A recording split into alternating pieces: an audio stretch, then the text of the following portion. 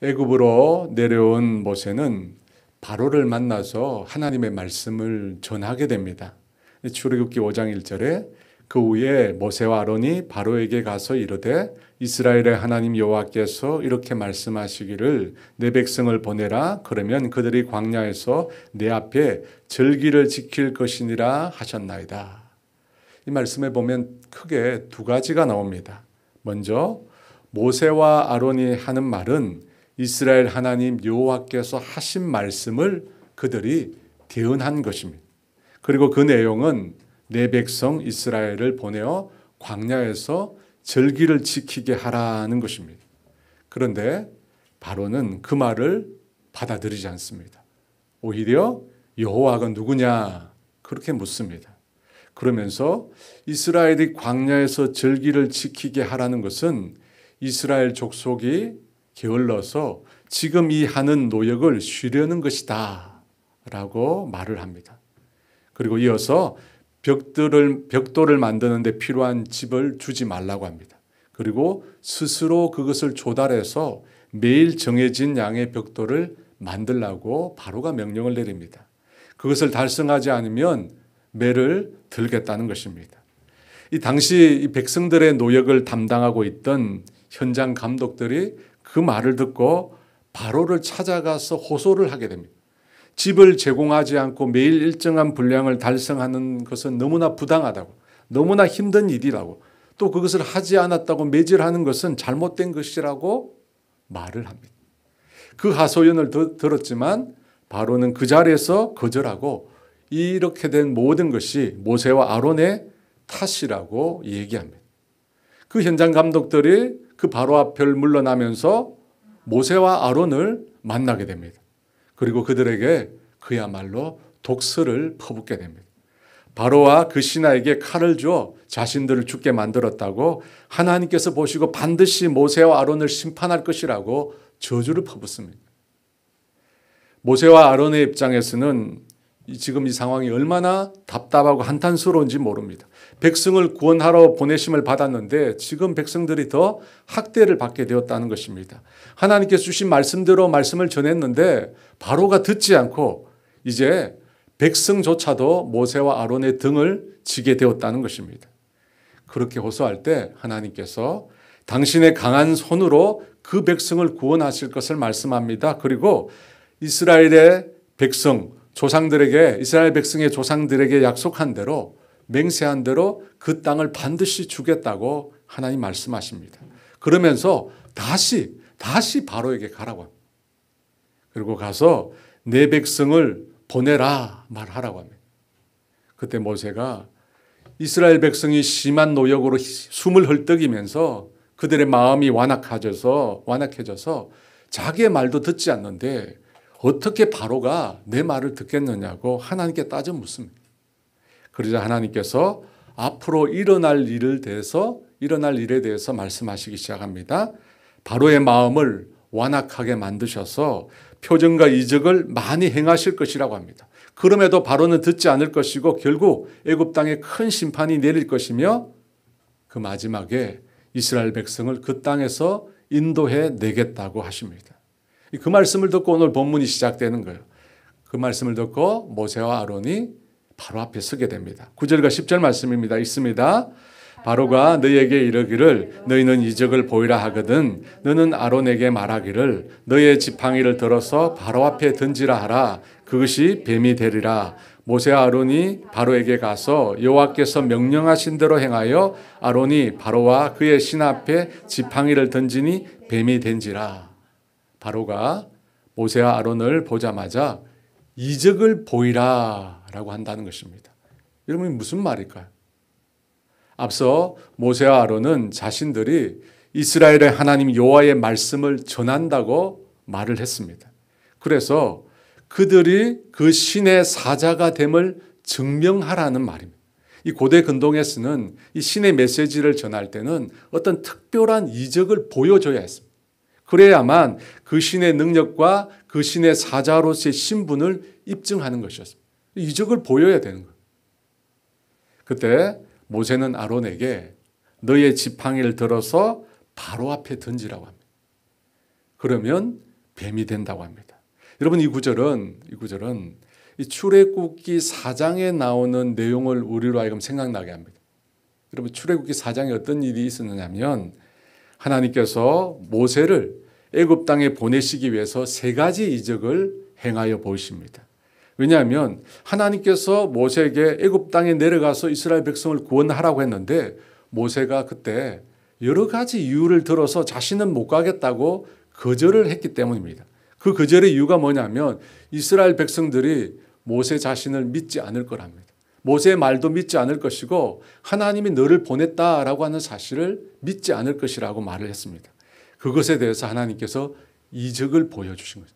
이적을 보여주시면서 이 이적을 보면 이스라엘 백성들이 믿게 될 것이라고 말을 하십니다. 그러면서 보이신 첫 번째 이적이 뭐죠? 지팡이가 뱀이 되는 이적입니다. 그런데 그와 아주 유사한 일이 오늘 본문에 나오잖아요. 이 모세와 아론이 이스라엘 백성이 아니라 이번에는 바로 앞에서 이 지팡이가 뱀이 되는 이적을 펼쳐 보입니다. 대상이 이스라엘이 아닌 바로라는 점에서 출애굽기 4장 말씀과 조금 다른데 여러분 내용을 들여다보면 다른 점이 또 있습니다. 먼저 출애굽기 4장에서는 모세의 지팡이를 이용했어요. 하나님 물으셨잖아요. 모세에게 내 손에 든 것이 뭐냐? 지팡이입니다. 그 지팡이를 던지라 그리하면 뱀이 된다고 했습니다. 그런데 출애굽기 7장에서는 모세의 지팡이가 아니라 아론의 지팡이. 10절 말씀에 모세와 아론이 바로에게 가서 여호와께서 명령하신 대로 행하여 아론이 바로와 그의 신 앞에 지팡이를 던지니 뱀이 된지라. 모세의 지팡이가 아니라 여러분 아론의 지팡이를 던졌음에도 그 지팡이가 뱀으로 변했습니다. 출애굽기 4장에서 하나님께서 모세를 설득하기 위해서 이적을 보이신 다음에 17절에 이런 말씀을 하셨어요. 출애굽기 4장 17절에 너는 이 지팡이를 손에 잡고 이것으로 이적을 행할지니라. 하나님께서 모세에게 손에 쥐고 있는 그 지팡이로 이적을 행하라고 말씀하셨습니다. 그런데 출애굽기 7장에서 바로 앞에 이적을 행할 때 사용된 지팡이는 누구의 것입니까? 모세의 지팡이가 아니에요. 아론의 지팡이입니다. 여러분 이 사실은 우리에게 무엇을 교훈해 줍니까? 지팡이 자체가 중요한 것이 아니라는 거예요. 특정한 지팡이에 특별한 능력이 숨겨져 있는 것이 아니라는 것입니다. 모세의 지팡이라고 해서 그 능력 자체가 그곳에 담겨 있는 게 아니라는 것입니다. 여러분 모세의 지팡이든지 아론의 지팡이든지 그것이 중요한 것이 아니라 그것에 임하는 하나님의 능력이 중요합니다. 여러분 그 능력은 그리고 하나님의 말씀으로부터 나옵니다. 10절 말씀인데 다 같이 한번 읽습니다. 모세와 아론이 바로에게 가서 여호와께서 명령하신 대로 행하여 아론이 바로와 그의 신 앞에 지팡이를 던지니 뱀이 된지라. 무엇이라고 이야기합니까? 여호와께서 명령하신 대로 행하여. 하나님께서 명하신 대로 행하면 모세의 지팡이든지 아론의 지팡이든지 누구의 지팡이든지 관계가 없는 겁니다. 하나님께서 명령하시는 대로 하면 하나님의 능력이 그것에 나타난다는 것입니다. 그러므로 여러분 특정한 물건이나 특정한 무언가에 집착하지 마시기 바랍니다. 그게 여러분 우상이 돼요. 이 기드온이 이 미디안과의 전쟁에서 승리를 거둡니다. 그리고 난 다음에 기드온이 어떤 일을 합니까? 자기 고향 오브라에 황금 에봇을 만들어 둡니다. 그러자 이스라엘 사람들이 어떻게 합니까? 그것을 우상으로 섬기기 시작합니다.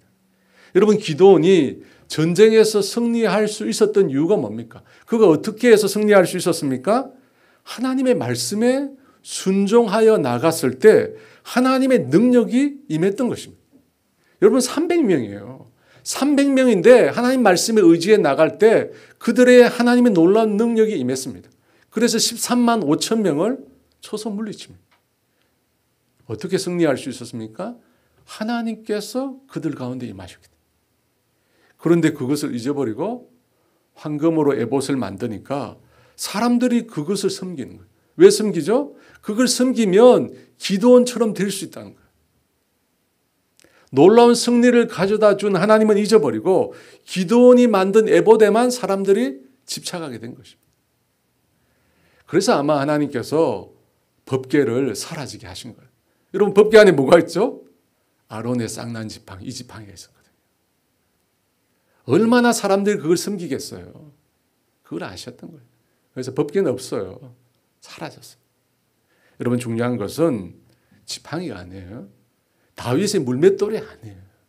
그것 자체가 중요한 게 아닙니다. 뭐든지 관계없어요. 중요한 것은 하나님의 능력이 임하는 것입니다. 쓸모없는 여러분 떨기나무에도 하나님이 임하시니까 어떻게 돼요? 불에 타지 않는 떨기나무가 되는 거예요. 갈릴리 무명의 어부에게 하나님의 영이 임하시니까 어때요?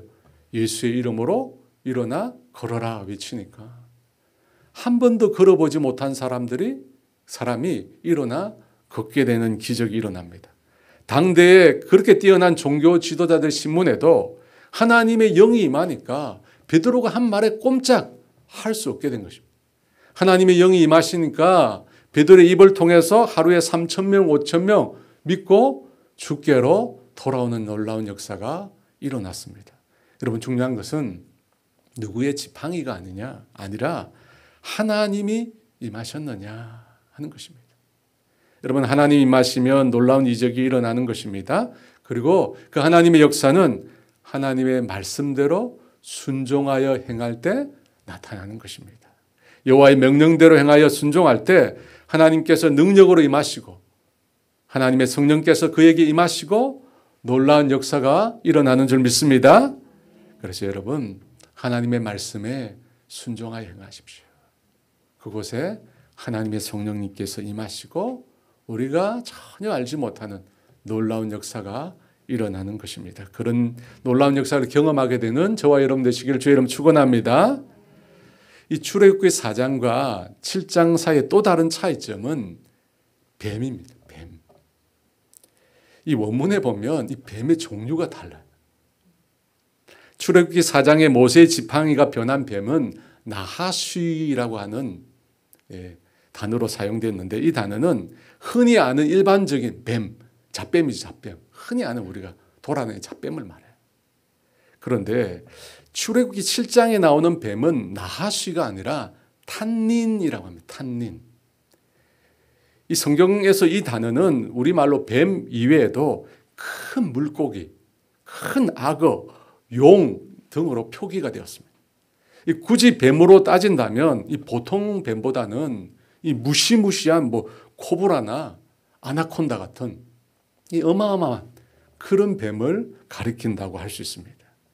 그런데 여기서 우리가 왜 하나님은 이 지팡이를 들어 뱀으로 변하는 이적을 바로 앞에서 행하게 하셨을까 하는 것입니다. 왜 하셨죠? 왜 그 많고 많은 짐승들 중에 왜 하필 뱀이냐는 겁니다. 이 뱀은 성경에 보면 사탄의 그죠 상징으로 나오잖아요. 그래서 우리가 뱀을 싫어해요, 그죠? 사실은 뱀은 아주 좋은 짐승인데 뱀을 싫어해요. 그래서 역사적으로 보면 뱀이 고생을 많이 했어요. 사탄의 상징으로 해가지고 사람들이 뱀을 많이 죽였거든요. 여하튼 왜 하나님은 보통의 뱀도 아닌 이 무시무시하게 흉한 뱀을 바로 앞에서 이적을 통해서 나타나게 하셨을까요? 그것은 바로 이 탄딘이라고 하는 이 무시무시한 뱀이 애굽 왕 바로의 상징이기 때문에. 여러분 혹시 이 파라오의 왕관을 보신 적 있습니까? 잘 보이시죠? 뭐가 보이죠? 그냥 뱀이 아니라 코브라죠. 코브라라고 하는 뱀 중에 뱀의 왕, 코브라. 그 옆에 보면 그 옆에 저거는 독수리예요, 독수리. 근데 몸은 뱀이. 여러분 왜 뱀일까? 이 고대 이집트의 이 파라오의 왕관을 장식하는 이 코브라는 우라에우스라고 불리는 이 파라오의 수호신 우제뜨라고 하는 것의 상징입니다. 파라오를 지키는 상징이에요. 이 코브라가 우제뜨 수호신 상징이거든요. 본래 이 우제뜨라고 하는 신은 나일강 삼각주에 있는 여신이었어요. 그런데 이 신이 점점 이 중요성이 높아져서 결국 파라오의 수호신 지위에 오르게 된 겁니다. 그 이후로 파라오는 왕관의 앞부분에 그녀를 상징하는 이 코브라 모양의 장식을 붙이게 된 겁니다. 그래서 이 코브라는 이집트 왕권을 상징하는 거예요. 11, 12절 말씀 다시 읽어볼까요? 바로도 현인들과 마법사들을 부르매 그 애굽 예술사들도 그들의 요술로 그와 같이 행하되 각 사람이 지팡이를 던짐에 뱀이 되었으나 아론의 지팡이가 그들의 지팡이를 삼키니라. 이 아론의 지팡이가 탄닌이라고 했잖아요. 이 바로의 상징이 거대한 뱀 혹은 코브라를 상징하는데 이 아론의 지팡이가 그걸로 바뀌었어요.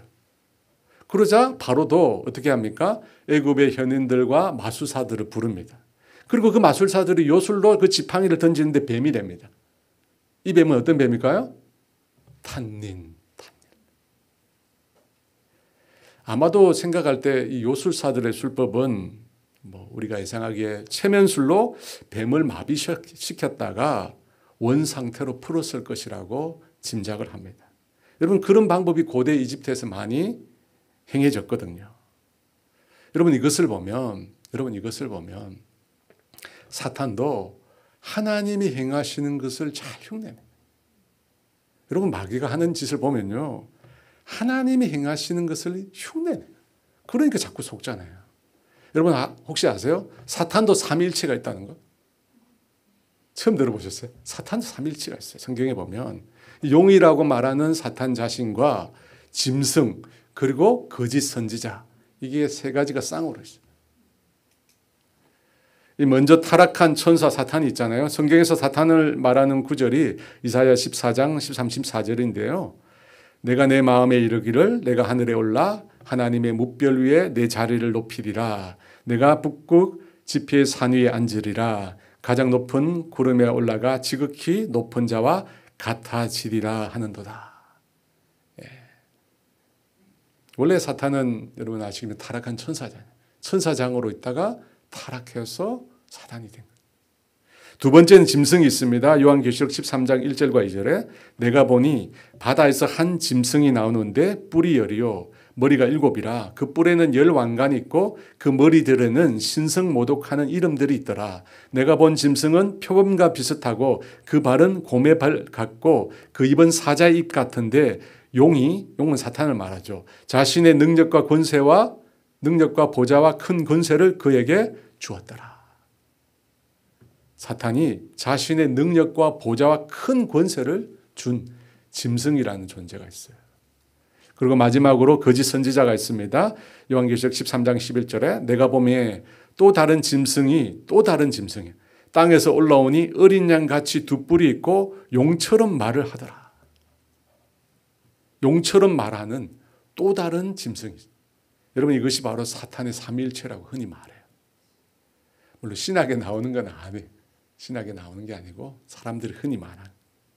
여러분 사단도 하나님이 흉내내요. 여러분 이단들도 흉내내잖아요. 이단들도 기존 교회를 흉내냅니다. 똑같이 해요. 이 신천지에서 하는 방법이 제자훈련에서 원래 배운 거잖아요.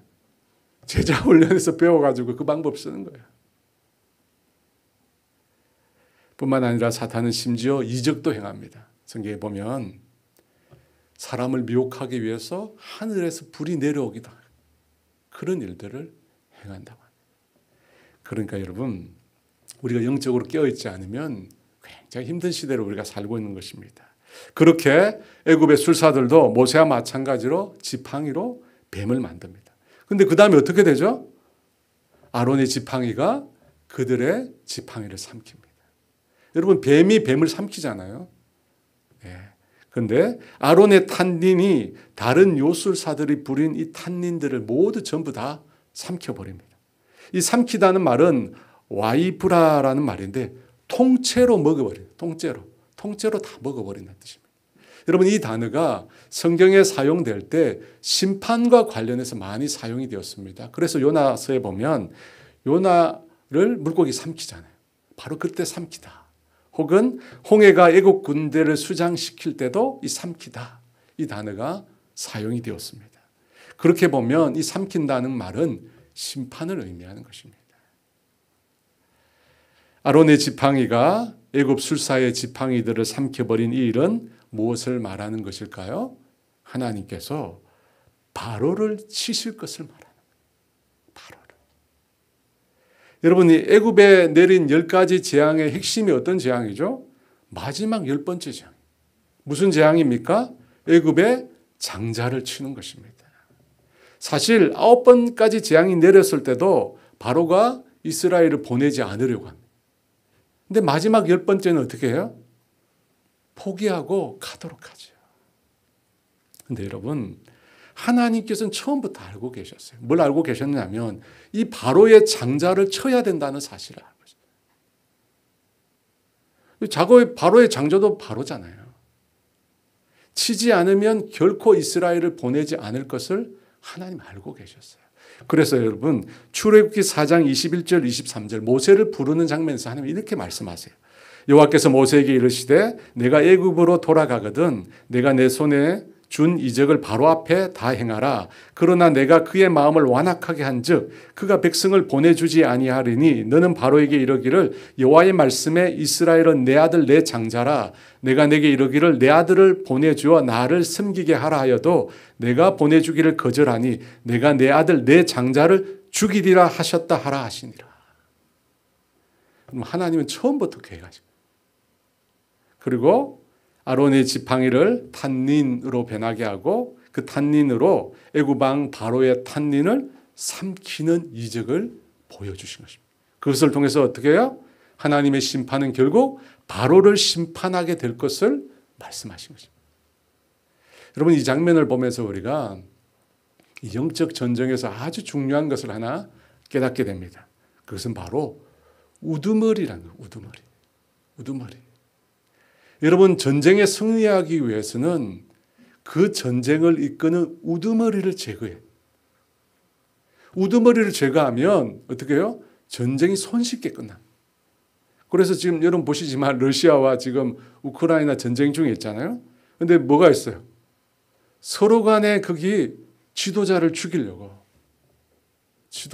엄청난 일이 벌어지고 있어요. 블라디미르 푸틴, 이름이 블로디미르 젠넨스키. 그러면요. 젠넨스키. 서로 암살하려고요. 왜 그렇죠? 우두머리가 전쟁에서 아주 중요한 차지하기 때문에. 여러분, 영적 전쟁에도 마찬가지. 우두머리가 중요해요. 그래서 마가복음 3장 27절에 이렇게 말합니다. 같이 읽어볼까요? 사람이 먼저 강한 자를 결박하지 않고는 그 강한 자의 집에 들어가 세간을 강탈하지 못하리니 결박한 후에야 그 집을 강탈하리라. 그죠? 집을 빼앗기 위해서는 제일 강한 자를 먼저 쳐야 돼요. 여러분, 벌집에서 여왕벌 제거하면 끝나잖아요. 여왕 개미 제거하면 끝나는 거예요. 영적 세계에서도 동일합니다. 여러분, 우두머리가 중요해요. 오늘 이것을 보여줘요. 이 코브라가 바로 바로의 상징이에요. 그런데 하나님의 탄닌이 애굽의 탄닌을 삼켜버려요. 하나님께서 바로를 그렇게 삼키신다는 겁니다. 여러분, 그거 끝나면 출애굽이 끝나는 거예요. 그래서 맨 마지막 10번째 하나님 그 일을 행하시는 거죠. 사랑하는 여러분, 이 말씀을 보면 우리가 가정에서 가장을 위해서 기도해야 될 이유가 여기 있어요. 여러분, 교회에서는 그 교회 담임 목사를 위해서 기도해야 되는 이유가 여기 있어요. 여러분, 가장이 흔들리면 어떻게 돼요? 그 가정이 어려워져요. 한 교회에서 담임 목사가 타락하면 그 교회 쉽게 무너져요. 여러분, 이것이 영적인 원리예요.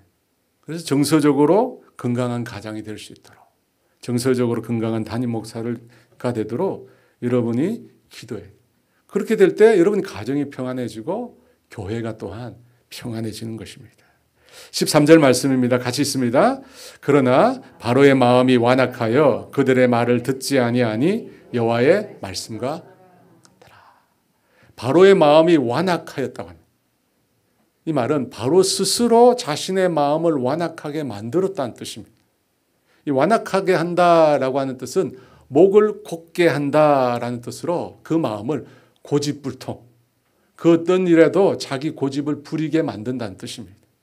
그런데 여러분, 이 10가지 재앙을 살펴보면 이 바로가 자신의 마음을 완악하게 했다는 말과 하나님께서 바로를 완악하게 했다는 말, 이 두 가지 표현이 다 나옵니다. 두 가지가 다 나오는데 특징이 있어요. 어떤 특징이냐면 초반에는 바로가 스스로를 완악하게 했다는 말이나, 그리고 뒤로 가면 갈수록 하나님께서 그를 완악하게 했다는 말이나. 두 번째 재앙이 개구리 재앙의 8장 15절에 보면 그러나 바로가 숨을 쉴 수 있게 됨을 보았을 때 그의 마음을 완강하게 하여 그들의 말을 듣지 아니하였으니 여호와께서 말씀하신 것과 같더라. 세 번째 이 재앙에도 요술사가 바로에게 말하되 이는 하나님의 권능이니이다 하였으나 바로의 마음이 완악하게 되어 그들의 말을 듣지 아니하였으니 하나님의 말씀과 같더라. 네 번째 파리 재앙에 그러나 바로가 이때에도 그의 마음을 완강하게 하여 그 백성을 보내지 아니하였더라. 다섯 번째 재앙도 마찬가지예요. 그런데 여섯 번째부터 달라져요. 악성 종기 재앙이 일어났을 때 출애굽기 9장 12절에 그러나 여호와께서 바로의 마음을 완악하게 하셨으므로 그들의 말을 듣지 아니하였으니 여호와께서 모세에게 말씀하신과 같았더라. 여덟 번째 메뚜기 재앙, 아홉 번째 흑암 재앙, 열 번째 장자의 재앙도 그래요. 출애굽기 11장 10절에 모세와 아론이 이 모든 기적을 바로 앞에서 행하였으나 하나님께서 바로의 마음을 완악하게 하셨으므로 그가 이스라엘 자손을 그 나라에서 보내지 아니하였더라. 여러분 이 사실은 뭘 말하는 거죠? 앞에서 다섯 번은 바로가 자신을 완악하게 한 거예요. 그런데 여섯 번째부터는 하나님께서 그를 완악하게 하셨다고 합니다. 뭘 교훈해 줍니까? 우리의 마음을 계속해서 완악하게 하면 하나님의 말씀을 듣지 않으려고 하면 결국 어떻게 된다고요? 하나님께서도 완악하게 하신다. 물론 하나님께서 완악하게 하신다는 뜻은 하나님께서 적극적으로 우리를 완악하게 하신다라고 하는 뜻보다는 완악한 상태로 내버려 둔다는 뜻입니다. 이미 완악해진 상태니까 그대로 버려둔다. 여러분 이것이 신학적으로 유기란 말을 써요. 유기견하잖아요. 그가 똑같아요. 버려두시는 거예요. 완악한 자, 그 마음 상태 그대로 버려두는 거예요. 그 결과 나중에 어떻게 됩니까? 그 결과 끝끝내 심판을 받게 돼요. 그래서 여러분 우리의 마음이 완악해지지 않는 게 참 중요해요. 그러면 하나님은 한 번만 말씀하시지 않으세요. 5번이나 하잖아요. 계속 말씀하시는데 우리가 스스로를 완악하게 만들면 나중에는 버려지는 거예요. 나중에 버려져요. 나중에는 주님도 어떻게 할 수가 없어요. 그러면 완전히 버려져서 나중에 심판의 자리에 들어가는 것입니다. 여러분 믿지 않는 사람들 있잖아요. 신앙 없는 사람들. 계속 주변에서 복음을 전하고 하나님 사랑을 이야기하잖아요. 계속 이야기해요. 나중에 다 흩어지게. 나중에는 버려지는 돌이킬 수 없는 상태까지. 그래서 히브리서 3장 15절에 이렇게 말합니다. 같이 있습니다. 성경에 일러서되 오늘 너희가 그의 음성을 듣거든 경노하시게 하던 것 같이 너희 마음을 완고하게 하지 말라 하였으니. 완고하게 하지 말라. 마음을 계속해서 고집스럽게 붙들지 말라는 거예요. 하나님께 열라는 것입니다.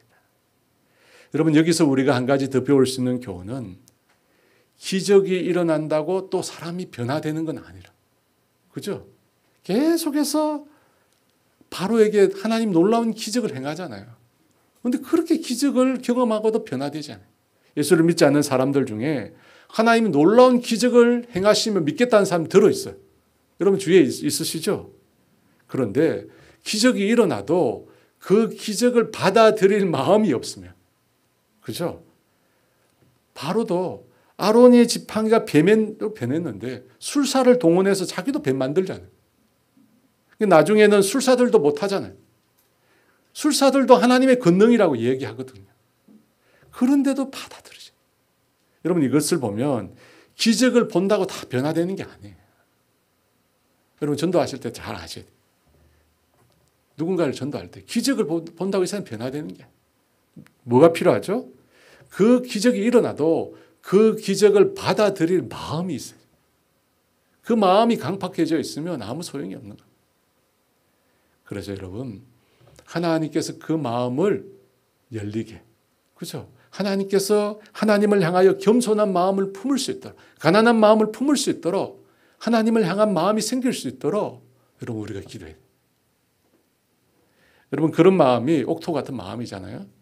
하나님 말씀이 떨어졌을 때 그 말씀을 받아들이고 내 안에서 결실하는 마음, 그런 마음이 우리에게도 필요한 줄 믿습니다.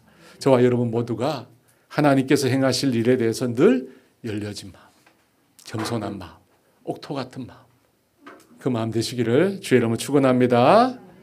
우리 함께 찬양하며 나가도록 하겠습니다. 하늘의 문을 여서서 함께 찬양합니다.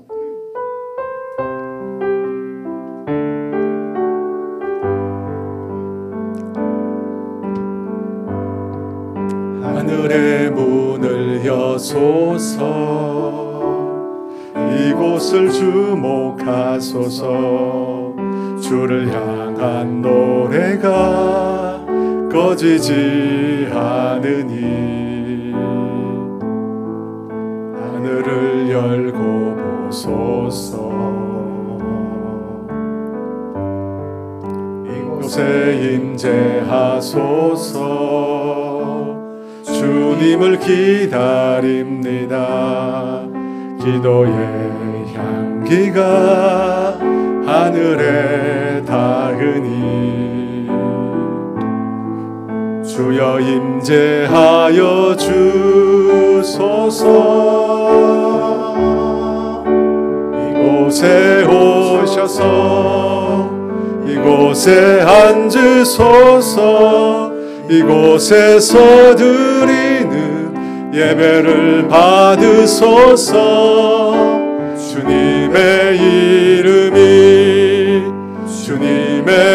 이름만이, 오직 주의 이름만 이곳에 있습니다. 이곳에 오셔서 이곳에 앉으소서.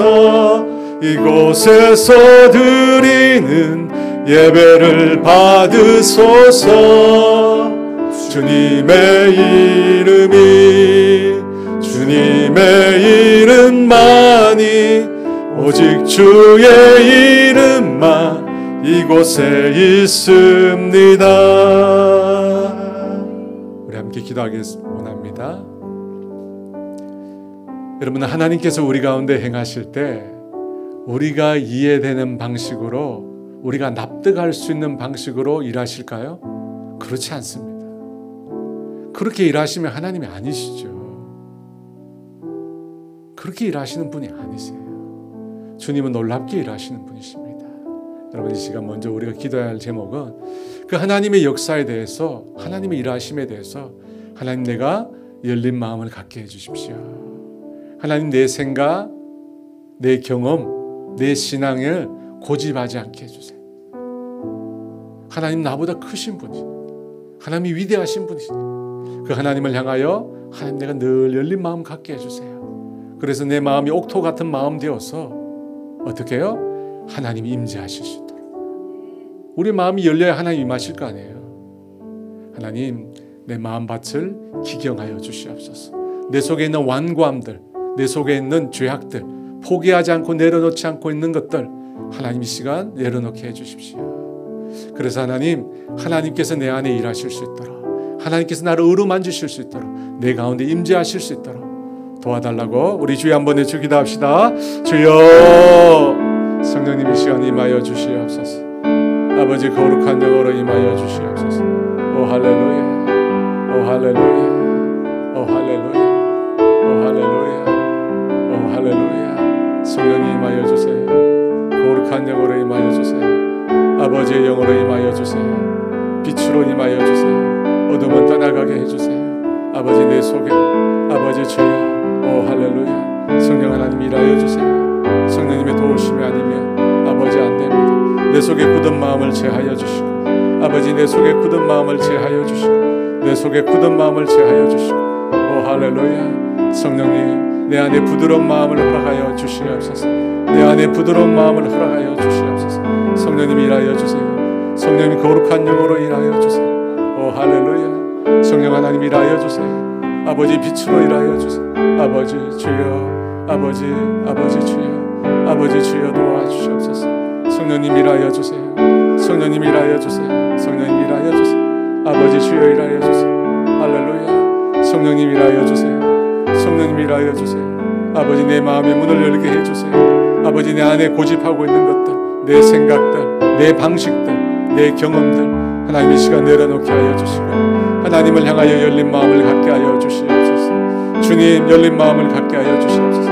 성령님 내 삶 가운데 일하기를 원합니다. 성령님께서 내 속에 일하시는 걸 보기를 원합니다. 주님 일하여 주세요. 오 성령님 일하여 주세요. 성령님 일하여 주세요. 하나님이 일하시는 사람, 하나님의 능력의 사람, 아버지 권세의 사람, 아버지 되어지기를 원하오니 아버지 일하여 주시옵소서. 오 할렐루야. 오 할렐루야.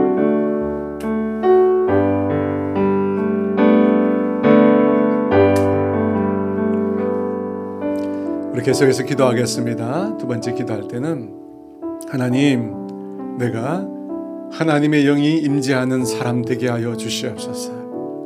하나님의 사람들에게는 믿지 않는 자들도 여호와의 신이 그에게 운영한다고, 거룩한 신이 그 속에 있다고 그런 말들을 했습니다. 여러분, 우리도 누군가 믿는 사람들로부터 성령 충만한 사람이라고 그런 얘기 듣고 싶지 않습니까? 우리 모두가 하나님의 영이 충만한 사람, 주의 영이 머무는 사람, 여러분 그 사람을 통해 하나님 일하시는 거예요. 하나님 그런 사람 되게 해주십시오. 내가 그 누구에게 아버지 그런 얘기 듣고 싶습니다. 하나님의 영이 충만한 사람, 성령에 충만한 사람, 하나님의 임재가 머무는 사람, 그런 사람 되게 해달라고 우리 주여 한번 부르고 기도합니다. 주여, 성령 하나님 임하여 주시옵소서. 아버지 거룩한 빛이 임하여 주세요. 오 할렐루야. 오 할렐루야. 오 할렐루야. 오 할렐루야. 오 할렐루야. 주여 임하여 주시옵소서. 성령이 임하여 주시옵소서. 성령이 임하여 주시옵소서. 성령이 임하여 주시옵소서. 성령이 임하여 주시옵소서. 성령이 임하여 주시옵소서. 성령이 임하여 주시옵소서. 빛으로 임하여 주시옵소서. 아버지 주여, 아버지 주여, 아버지 주여, 아버지 주여, 아버지 주여, 아버지 주여, 아버지 임하여 주시옵소서. 오 할렐루야. 할렐루야. 성령 하나님 임하여 주세요. 거룩한 영으로 임하여 주세요. 할렐루야. 빛으로 임하여 주세요. 아버지의 은혜였습니다. 아버지의 영이 충만한 사람 되어지기를 원합니다. 주의 영으로 가득한 사람 되어지기를 원합니다. 하나님의 다스림을 경험하는 사람 되어지기를 원합니다. 하나님의 통치를 받는 사람 되어지기를 원합니다. 아버지 임하여 주세요. 아버지 내 오랫사, 아버지 오랫사, 나의 아버지 내 욕심을 끊게 하시고 내 정욕을 끊게 하여 주시고 아버지 주여 내 생각을 끊게 하여 주시고 아버지 성령의 기름 부으시고 성령의 충만, 성령의 다스림 받을 수 있도록 성령 일하여 주세요. 성령 일하여 주세요. 성령 일하여 주세요. 아버지 임하여 주세요. 오, 아버지 우리 가운데 일하여 주세요. 아버지 빛으로 임하여 주세요. 아버지 빛으로 임하여 주세요. 빛으로 임하여 주세요. 빛으로 임하여 주세요. 빛으로 임하여 주세요. 빛으로 임하여 주세요. 세 번째로 기도합시다. 우리 가정을 위해서 기도합시다. 여러분 이것은 영적 질서입니다. 질서예요. 누가 높고 낮음이 아니라 우리 가정의 질서입니다.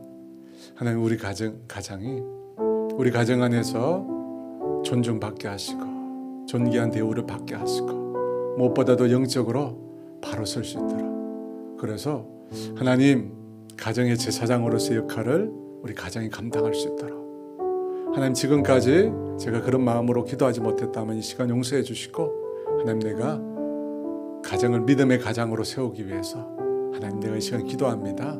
여러분 엎드려 기도하시고요. 또 목회자들을 위해서, 담임 목사를 위해서, 여러분 또 부서를 섬기고 있다면 부서의 사역자를 위해서 하나님 우리 목사님, 우리 전도사님 하나님 붙들어 주시고 하나님께서 이 부서에 리더로 세워주셨사오니 영육간에 강건함 주시고 늘 맡겨진 사명 감당할 수 있도록 주님 능력들 주시고 힘을 주시고 하나님 붙들어 달라고 우리 주여 한번 해주기도 합시다. 주여, 성령님 이 시간 임하여 주세요. 아버지 거룩한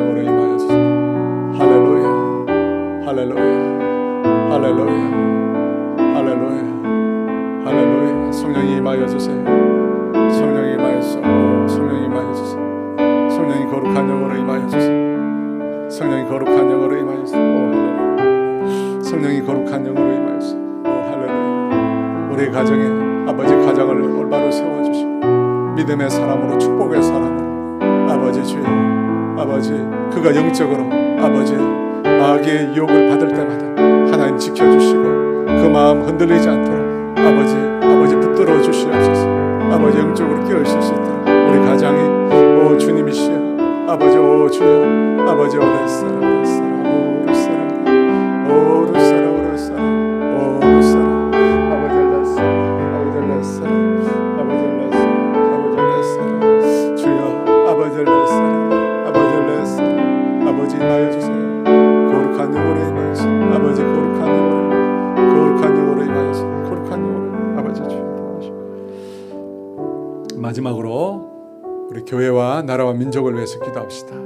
하나님 세우신 몸된 분당 오륜교회 하나님이 교회의 주인이 되어주시고 하나님이 뜻하시고 계획하신 것들 하나님 우리에게 다 가르쳐 주셔서 하나님 우리가 인간의 생각이 인간의 계획이 앞서는 것이 아니라 하나님이 계획하시고 뜻하신 길을 따라서 우리가 순종하여 걸어갈 수 있도록 하나님 그런 주님이 온전히 통치하시는 그런 교회 되게 해달라고 우리 교회를 위해서 기도하시고요. 나라와 민족을 위해서 기도하실 때 특별히 하나님 이 나라의 민족을 기억하여 주시고 여러분 날씨가 너무 가물어서 많은 나무들이 죽어가고 있습니다.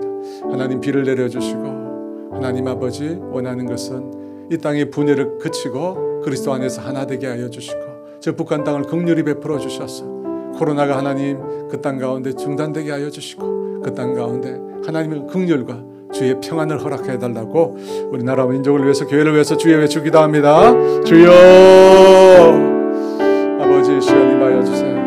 거룩한 영으로 임하여 주세요. 아버지의 영으로 임하여 주세요. 아버지 성령으로 충만히 임하여 주세요. 할렐루야 할렐루야 할렐루야 할렐루야 할렐루야 할렐루야 아버지 임하여 주세요. 성령이 임하여 주세요. 할렐루야 성령님이 임하여 주세요. 할렐루야 성령이 임하여 주세요. 할렐루야 할렐루야 성령이 임하여 주세요. 할렐루야 성령이 임하여 주세요. 할렐루야 성령이 임하여 주세요. 할렐루야 성령이 임하여 주세요. 할렐루야 성령이 임하여 주세요. 할렐루야 성령이 임하여 주세요. 오 아버지 임하여 주세요. 아버지 임하여 주세요.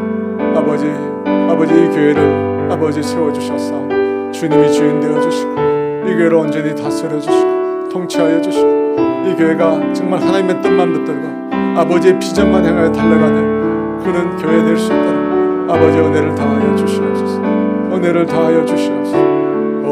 은혜를 다하여 주시옵소서. 은혜를 다하여 주시옵소서. 은혜를 다하여 주시옵소서.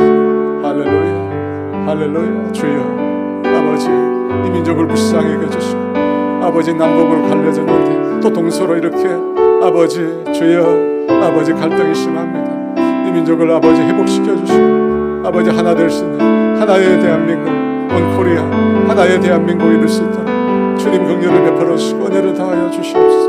오 할렐루야 오 할렐루야 오 할렐루야.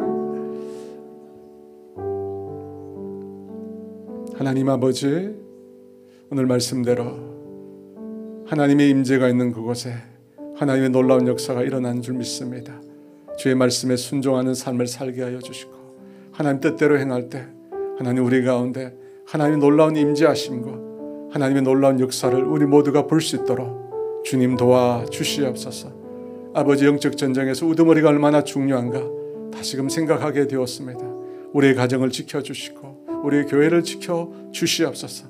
하나님 아버지 우리의 가장이 우리의 목회자들이 하나님 미혹받지 않도록 아버지 넘어지지 않도록 주께서 늘 붙들어 주시옵소서. 우리 성도들의 기도를 들어주시고 아버지 우리의 가정이 올바로 서게 하시고 우리의 교회가 건강하게 서갈 수 있도록 주님 은혜를 베풀어 주시옵소서.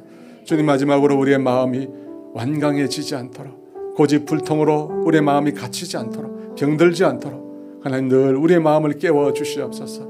아버지 굳어버린 부분도 있다면 성령님 제하여 주시고 아버지 기경하게 하여 주시고 우리의 마음이 부드러워지게 하시고 온건해지게 하여 주시고 하나님의 말씀이 뿌려질 수 있도록, 주의 말씀이 싹을 내고 잎을 내고 열매를 맺을 수 있도록 우리의 심령을 주께서 날마다 개간시켜 주시옵소서. 지금은 우리 주 예수 그리스도의 은혜와 하나님의 다함이 없는 사랑하심과 성령의 교통하심과 인도하심과 위로하심이 온전히 주의 뜻에 순종하여 아버지 하나님의 임재하심과 역사를 나타내기를 소망하는 사랑하는 성도들 위해 이제로부터 영원토록 함께 하시기를 간절히 축원하옵나이다.